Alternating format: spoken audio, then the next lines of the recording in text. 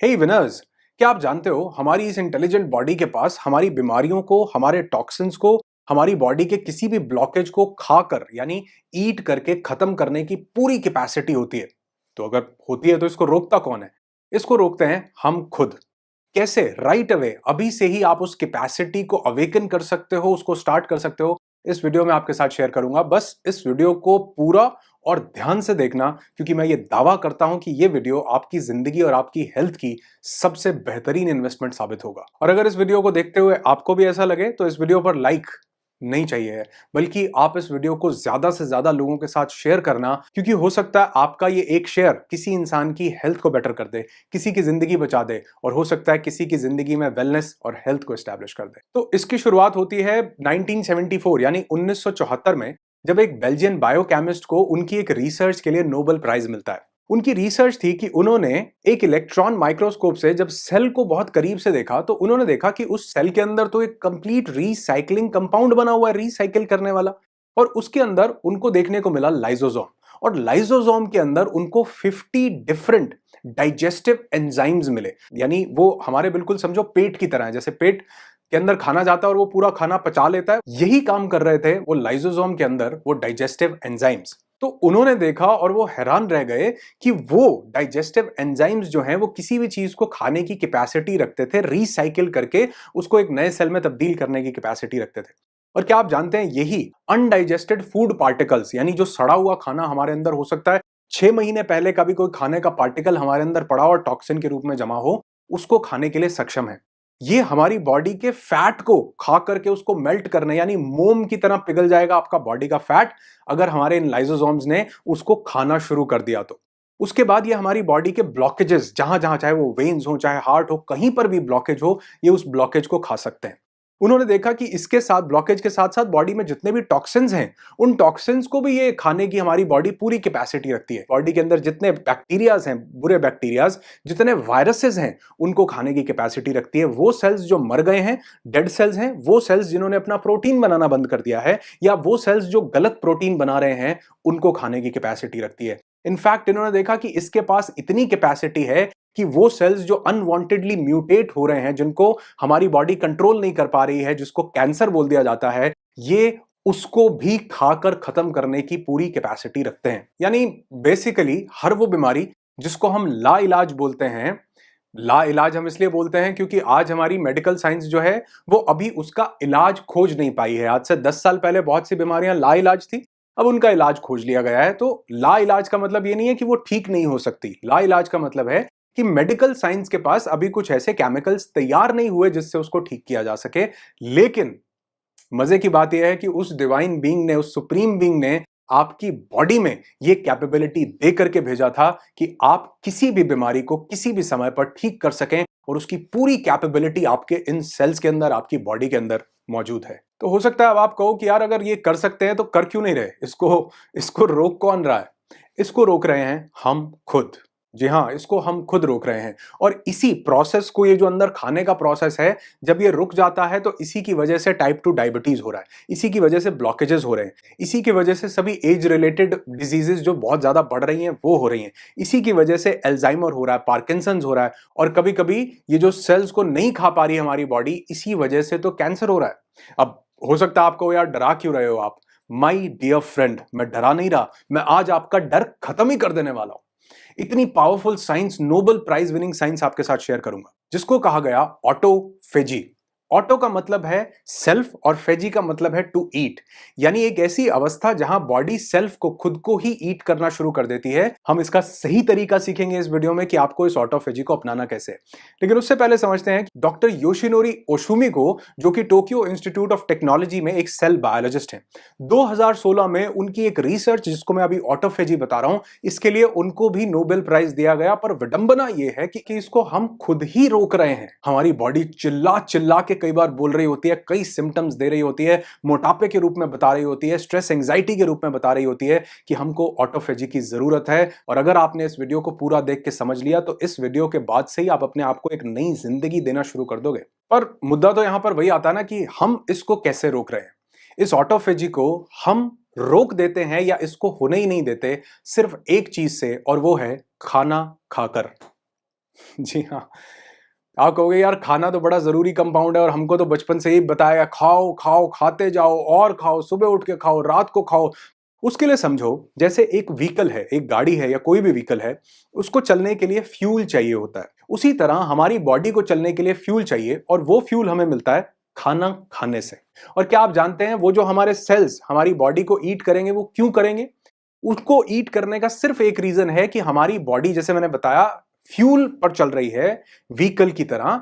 अब वो फ्यूल उसको खाने से मिला, तो जब उसको खाने से वो फ्यूल नहीं मिलता तो क्योंकि उसको लगातार ग्रो करते रहना है तो उसको वो फ्यूल मिलता है हमारे ही बॉडी के अंदर से। पहले वो हमारे बॉडी के फैट को खाती है, उसके बाद टॉक्सिन्स, उसके बाद ब्लॉकेजेस, उसके बाद वायरसेस, उसके बाद बैक्टीरियाज, उसके बाद वो डेड सेल्स ढूंढेगी, वो सेल्स जिन्होंने प्रोटीन बनाना बंद कर दिया उनको खाना शुरू करेगी।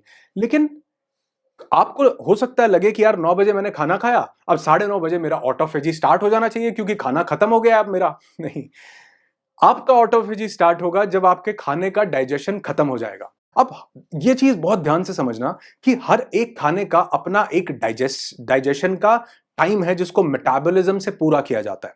सपोज हमने एक फ्रूट खाया, वो फ्रूट जब हमने खाया तो फ्रूट को डाइजेस्ट होने में आधे घंटे से लेकर के 1.5 घंटे तक का समय, एवरेज देखें तो 45 मिनट्स या 1 घंटे में वो डाइजेस्ट हो जाता है क्योंकि उसमें ज्यादातर पानी ही तो है जिसको डाइजेस्ट नहीं करना पड़ता। और फ्रूट के बाद अगर हम वेजिटेबल्स को देखें, रॉ वेजिटेबल्स को, तो उनको डाइजेस्ट करने में 2 से 3 घंटे का समय लगता है। उनको कुक कर दिया जाए, पका दिया जाए, तो उनको डाइजेस्ट करने में 3 से 5 घंटे का समय लगता है। और अगर हम ये अनाज खाते हैं जैसे चावल है, गेहूं है, या हम रोटी सब्जी जो भी पका करके खाते हैं, उसको डाइजेस्ट करने में कभी कभी 6 से 8 घंटे तक का समय लग जाता है हमारी बॉडी को। जो हम एनिमल प्रोटीन लेते हैं उसको डाइजेस्ट करने में कई बार 12 घंटे लग जाते हैं मैक्सिमम, और जो हम एनिमल मीट लेते हैं उसको डाइजेस्ट करने में 24 घंटे भी कई बार कम पड़ते हैं। तो अगर आपने कोई चीज ऐसी खाई है जिसको खाने के बाद 8 घंटे का टाइम लगता है डाइजेशन में, और आपने सुबह 9 बजे खाना खाया, उसके बाद फिर 1 बजे आपने खाना खाया, तो अभी तो पिछला डाइजेशन ही कंप्लीट नहीं हुआ था, पेट अभी काम कर रहा था, आपने ऊपर से और भेज दिया।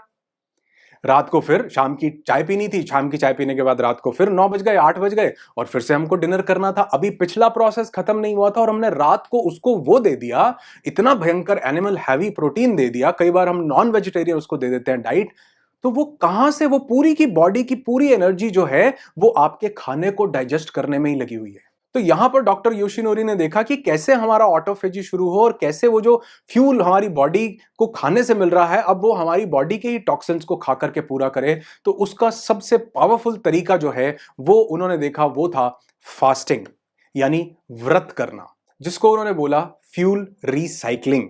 यानी हमारी ही बॉडी के कुछ टॉक्सिन्स रिसाइकिल होके नए सेल्स में कन्वर्ट होते हैं। इसका एक पूरा प्रोसेस होता है। हमारे लगातार सेल्स पुराने जा रहे हैं और नए आ रहे हैं, तो जो नए सेल्स आ रहे हैं उनको बनाने के लिए पुराने सेल्स को जब हमारी बॉडी ईट करती है तो उसी का ही रॉ मटेरियल तैयार कर लेती है, उसी के ही डेड प्रोटीन को फिर से अमीनो एसिड में कन्वर्ट करती है, और उससे फिर नए सेल के प्रोटीन को बनाने में, नए सेल को बनाने में, या उसकी एनर्जी जो चाहिए उसको बनाने के लिए वो वहां पर उस रॉ मटेरियल को यूज करती है। इस प्रोसेस से, जिसको कहा गया फ्यूल रिसाइकलिंग। और अगर हम पीछे मुड़ करके देखेंगे तो मतलब बहुत से लोग अगर अपनी लाइफ को देखेंगे तो वो देखेंगे कि उन्होंने जिंदगी में शायद कभी इस फ्यूल रिसाइकलिंग को स्टार्ट ही नहीं किया, और उसके बाद हम कंप्लेन कर रहे हैं कि हमको ये डिजीज हो रही है, हमको ये प्रॉब्लम हो रही है, हमारी बॉडी में लेजीनेस है, हमको हार्ट में दिक्कत हो रही है, हमारी स्किन ग्लो नहीं कर रही है। कैसे करेगी? वैसे ये प्रोसेस हल्का हल्का लगातार चल रहा है क्योंकि नए सेल्स आ रहे हैं और पुराने सेल्स जा रहे हैं, तो प्रोसेस ये लगातार चल रहा है। लेकिन वो एक्चुअल लेवल पर जहां पर हमारी बॉडी को हीलिंग मिलनी चाहिए थी उस लेवल पर नहीं हो रहा, जिसके लिए सबसे इजी प्रोसेस है फास्टिंग। और आप देखो कि ये डॉक्टर योशिनोरी ओशुमी ने तो इसको अब हमको 2016 में एक साइंटिफिक तरीके से बताया तो हम समझ पा रहे हैं, लेकिन हमारे एंसेस्टर्स, हमारे बड़े बुजुर्ग, ये तो हमको कई सालों से बताते आ रहे थे कि फास्टिंग करो, व्रत करो। और वो इतने ज्यादा इंटेलिजेंट थे, हो सकता है इसका साइंटिफिक प्रोसेस ना बताया हो, लेकिन इतने इंटेलिजेंट थे कि उन्होंने हर एक व्रत को किसी ना किसी रिलीजियस चीज के साथ जोड़ दिया कि आपकी जिसमें आस्था। आप ये नहीं कह सकते हो कि जी मैं तो फलाने फलाने रिलीजन को या फलाने भगवान को मानता हूं, मेरा तो दिन निकल गया। उन्होंने कहा नहीं, कभी जब मन करे तब कर लो। सोमवार को शंकर जी के लिए कर लो, मंगलवार को हनुमान जी के लिए कर लो, माता के लिए करना है तो फ्राइडे के लिए कर लो, बच्चों के पिता के लिए करना है तो करवा चौथ कर लो, यानी एकादशी कर लो, द्वादशी कर लो, अमावस्या कर लो, और कितने ओकेजन के लिए कि अगर पति बढ़िया चाहिए उसके लिए व्रत कर लो, पत्नी बढ़िया चाहिए उसके लिए कर लो, नौकरी चाहिए उसके लिए कर लो, हर चीज के साथ व्रत को अटैच किया, क्योंकि वो जानते थे कि अगर इसको किसी बिलीफ के साथ जोड़ा गया तो इंसान उसके साथ भी जुड़ा रहेगा, भगवान के साथ भी जुड़ा रहेगा और अपनी हेल्थ को भी अच्छा करेगा। मेरी एक बात मानना, बहुत ध्यान से सुनना, कि वहां कहीं ऊपर बैठे भगवान को हमारे व्रत की जरूरत नहीं है।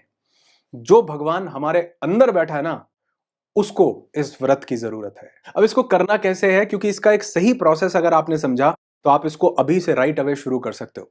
इसको करने के लिए सबसे पहला प्रोसेस ये है कि आप 24 आवर की फास्टिंग करें, 24 घंटे की फास्टिंग वीक में एक बार। आप चाहें, इसको मैं बहुत फ्लेक्सिबल बनाऊंगा आपके लिए, आप चाहें तो उसको पानी पर पूरे दिन फास्ट कर सकते हैं, और अगर आप चाहें, आपको लगता है कि नहीं मैं इतना नहीं कर सकता, तो आप चाहें तो जूस पर पूरे दिन एक दिन फास्ट कर सकते हैं। उसके बहुत छोटे छोटे कॉन्सिक्वेंसेज होंगे। हल्का सा हो सकता है आपको एनर्जी डाउन लगे, या किसी को हेडेक लगे, या किसी को थोड़ी सी वीकनेस लगे, तो ये कोई डिजीज, ये कोई बीमारी नहीं है। ये सिर्फ उसके रिफ्लेक्सेस हैं जो आपको फास्ट करने से मिल रहे हैं, क्योंकि आपकी बॉडी अंदर एनर्जी के ऊपर काम कर रही है। तो इससे घबराना नहीं है, तो एक दिन में ठीक हो जाने वाली चीज है। पानी पर करो, नहीं होती जूस पर करो, नहीं होती फ्रूट्स पर करो, लेकिन करो जरूर। अगर एक वीक में एक बार नहीं कर सकते, महीने में एक बार करो। महीने में एक बार नहीं कर सकते तो एटलीस्ट क्वार्टर में, मतलब वो क्वार्टर नहीं, मतलब 3 महीने में एक बार आप इस फास्टिंग को कर सकते हैं। दिन में एक बार 24 घंटे के लिए, यानी अगर आपने आज सुबह 6 बजे खाना खाया या 9 बजे खाना खाया, तो अगले दिन सुबह 9 बजे आप फिर से खाना खाइए, ऑटोफेजी चालू होगी, बॉडी का ये मैकेनिज्म, रिपेयरिंग मैकेनिज्म स्टार्ट हो जाएगा। हफ्ते में एक बार जरूर कीजिए। दूसरा प्रोसेस, जो ये 24 घंटे का फास्ट नहीं कर सकते, उनके लिए दूसरा प्रोसेस है ईटिंग विंडो सेट करना, जिसको कहा जाता है इंटरमिटेंट फास्टिंग। इंटरमिटेंट फास्टिंग में हम लोग एक ईटिंग विंडो सेट कर लेते हैं कि इस दौरान खाना बिल्कुल भी नहीं खाना, कुछ भी नहीं खाना। चाहे तो इलेक्ट्रोलाइट्स ले सकते हैं, वो भी नेचुरल, यानी नींबू पानी और हिमालयन सॉल्ट डाल के आप वो बना सकते हैं, वो लेंगे, उससे एनर्जी जो है बरकरार रहती है। और ये जो लोगों को दिक्कत हो वो शुरू कर सकते हैं 12 घंटे की फास्टिंग से। यानी आप कोशिश कीजिए, अगर आपने रात को 9 बजे खाना खा लिया तो रात के 9 से अगले दिन सुबह के 9 बजे तक बिल्कुल भी नहीं खाना। अब ये सबसे ईजी स्टेप है, सबसे पहला शुरू करने के लिए। इसके बाद आप इसको लेकर के जा सकते हैं 14 आवर्स तक। यानी अगर आपने रात को 8 बजे खाना खा लिया तो अगले दिन सुबह 10 बजे तक आपने बिल्कुल भी खाना नहीं, कुछ भी नहीं खाना, लिक्विड लीजिए सिर्फ। इसको थर्ड लेवल पर लेकर के जा सकते हैं, जिसको एग्जैक्ट इंटरमिटेंट फास्टिंग बोला जाता है, 16 आवर्स की फास्टिंग। यानी सिर्फ 8 घंटे की विंडो में ही खाना खाएं। जो हमारे वैदिक काल से हमारे लोग, हमारे एंसेस्टर्स बोलते थे कि सूर्यास्त होने के पहले खा लेना चाहिए और सूर्य उदय होने के बाद। तो अगर आपने अपनी बॉडी को ये 16 घंटे के लिए रेस्ट दिया, उसको कुछ डालते ही नहीं रहे, तो वो आपके खाने के डाइजेशन को जैसे ही 4, 5, 6, 8 घंटे बाद फिनिश करेगी, उसके बाद वो एनर्जी आपकी बॉडी के लिए अवेलेबल होगी, ऑटोफेजी करेगी, आपकी बीमारियों को ईट करेगी, वायरसेस को, बैक्टीरियाज को। और आपने देखा होगा, जब भी कोई इंसान बीमार होता है ना, तो डॉक्टर उसको ये बोलता है कि इसको जितना हल्का हो सकता है उतना हल्का खाना दो। दवाई काम कर रही होती है, लेकिन उसके साथ साथ वो जो बॉडी है वो खुद से उसको हील करती है। और आप देखोगे, जब भी हम किसी बीमारी के अंदर जाते हैं तो सबसे पहले हमारी भूख मर जाती है। ऊपर वाले ने मैकेनिज्म ही ऐसा दिया कि इसकी भूख मरेगी सबसे पहले, ताकि इसकी बॉडी वो भूख से हटके, इसका ध्यान भूख से हटे और वो बॉडी जो है वो ऑटोफेजी के मैकेनिज्म को शुरू कर सके। पावरफुल चीज है। तो 16 घंटे की ये फास्टिंग रोज आपकी ऑटोफेजी को स्टार्ट कर सकती है। रोज नहीं कर सकते, ऑल्टरनेट डे पर इसको कीजिए। कोशिश कीजिए कि डेली या रेगुलर बेसिस पर एनिमल प्रोटीन को अवॉइड कीजिए। हो सके तो नॉन वेजिटेरियन डाइट को बिल्कुल ही अवॉइड कीजिए, अगर आप हील करना चाहते हैं या अपनी बॉडी को, अपनी एनर्जीज को बढ़ाना चाहते हैं तो, क्योंकि उसको डाइजेस्ट करने में बहुत समय लगता है। और कभी कभी तो पिछले 6 महीने पहले का भी कोई फूड का टॉक्सिक कंपाउंड हमारी बॉडी में आज भी पड़ा हो सकता है। अभी निकालिए उसको, हर बॉडी के टॉक्सिक कंपाउंड को निकालिए इस ऑटोफेजी को शुरू करके। और अगर इसको मैं एक लाइन में समराइज करूं, करना नहीं चाहिए वैसे, लेकिन अगर एक लाइन में करूं तो ये सिर्फ एक मैकेनिज्म है कि our body becomes healing machine when we are empty stomach. खाली पेट रहने से हमारी बॉडी ही हीलिंग मशीन बन जाती है। लेकिन इसका यह मतलब नहीं है कि हम 10 दिन तक अगर खाली पेट रहेंगे तो हम फिर भी हील ही करते रहेंगे, नहीं।